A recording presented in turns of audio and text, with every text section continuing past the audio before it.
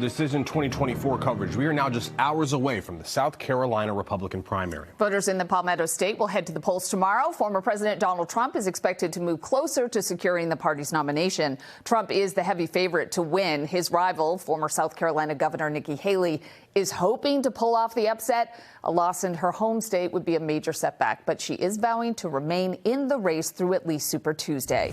We have live team coverage ahead of the primary. NBC10 political commentator Sue O'Connell will offer her take on the race. We want to begin with NBC10 political reporter Matt Pritchard. Matt. JC, polling shows that Donald Trump is leading Nikki Haley by nearly 30 points. But even so, Haley is defiantly staying in this race, a decision that has some looking back at previous election cycles. And when another primary, people have a right to have their voices heard. And they deserve a real choice. And expectations remain the same. Former UN Ambassador Nikki Haley trailing in her home state by 30 points in recent polling behind GOP frontrunner Donald Trump. She's very comfortable in running from behind, as she has in previous statewide elections that she's been successful in. Unless the pundits and the feeling that I'm getting from the country is completely wrong, he's going to win big tomorrow. Now, should that prediction prove true, it would be Haley's fourth straight losing state. But even so, on Sunday, I'll still be running for president. I'm not going anywhere. The former UN ambassador is determined to fight on, a decision that has some drawing comparisons. It does look more and more like Ted Kennedy in 1980. John Ward is the author of Camelot's End, Kennedy versus Carter and the Fight That Broke the Democratic Party, spotlighting the 1980 election when Senator Ted Kennedy challenged President Jimmy Carter for the nomination all the way up to the Democratic Convention. He, of course, lost in Iowa and lost again in New Hampshire, but he continued to stick around and, in fact, sort of increased his intensity, increased his criticism of Jimmy Carter. And while in this case Donald Trump isn't in office, even though Trump is not an incumbent president, he's in a similar role, very much so, to Jimmy Carter. And remember that Jimmy Carter went on to lose the 1980 election to Ronald Reagan. That said, there's a long way to go until the convention. Voters in South Carolina, they head to the polls tomorrow. Then it's on to Super Tuesday, March 5th. Of course, Massachusetts playing a role in that as well. In studio, Matt Pritchard, NBC10 Boston.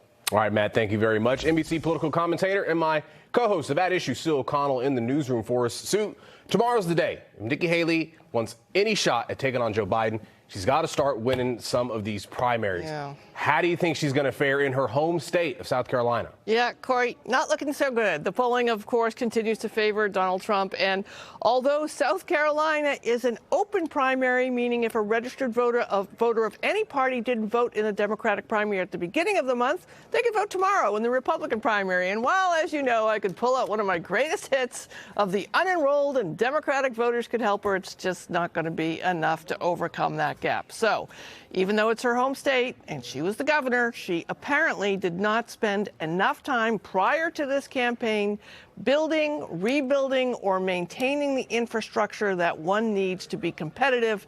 And that is clearly evident by how many of her Republican colleagues in South Carolina endorsed Trump over her. So it's unlikely we're going to really see any sliver of Haley's success tomorrow, Corey.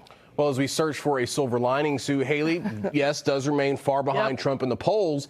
But in January, she outraised him. She has more money in her war chest. The vast majority of it was from her grassroots supporters, which does indicate a lot of support. So why has she been unable to close the deal here? Yeah, Corey, Haley's fundraising success is a bit of an untold story. She brought in $1 million in the 48 hours after Trump attacked her husband, noting his absence from the campaign trail. Of course, he's a deployed National Guardsman. So, as you know, pretty good at fundraising there, but still not a great candidate. She has yet to find her footing, has yet to come up with a consistent attack plan against Trump, and continues to miss opportunities to level up. Just look at her mush-mouth answer about the Alabama frozen embryo ruling yesterday. She said embryos are babies, but parents should decide, but she didn't say the ruling was wrong, and she's still trying to clean that up today. Compared to what Trump said clearly today, he supports the availability of fertility treatments like IVF in every state in America.